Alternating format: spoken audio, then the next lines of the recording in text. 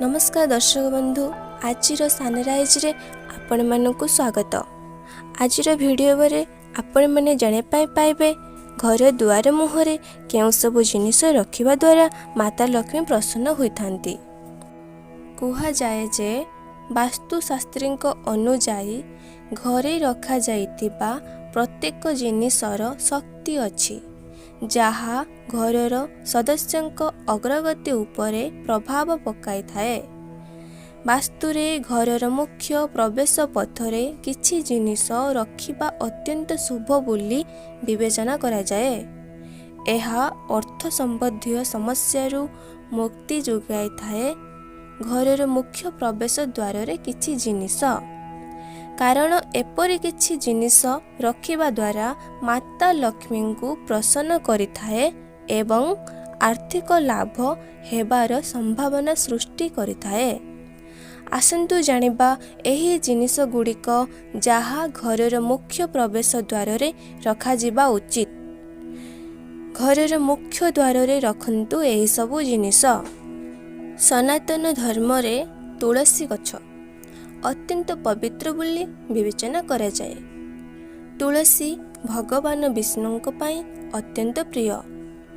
तुलसी माता लक्ष्मी रूप बोली विवेचना करा जाए।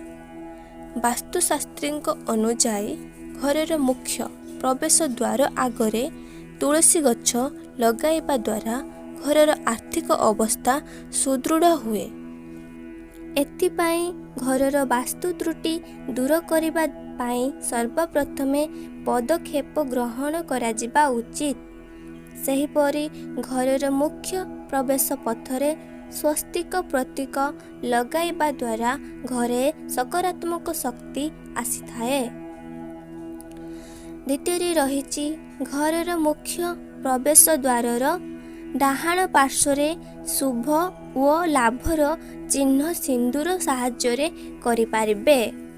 एहा घरु नकारात्मक शक्ति अपसारण करिथाए एवं घरर सदस्य मानक पाई अग्रगति व उन्नति आनिथाए।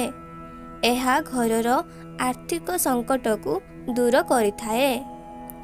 ग्रह शुक्रदेव हेउछंती सुख एवं धनर कारण। घरर आर्थिक स्थिति को मजबूत करिबा पाई शुक्रदेवं को संतुष्ट करिबा जरूरी अटे।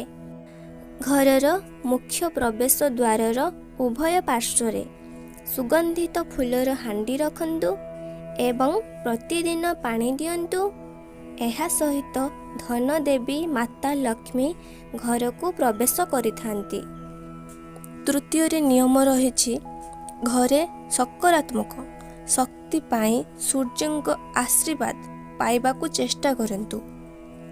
वास्तुशास्त्री अनुजाई जदि सूर्य यंत्र घरर मुख्य प्रवेश पथरे स्थापित करंती तेबे एहा घरे थिबा नकारात्मक शक्ति को नष्ट करि दिए एवं घरटी धनरे परिपूर्ण होइथाए।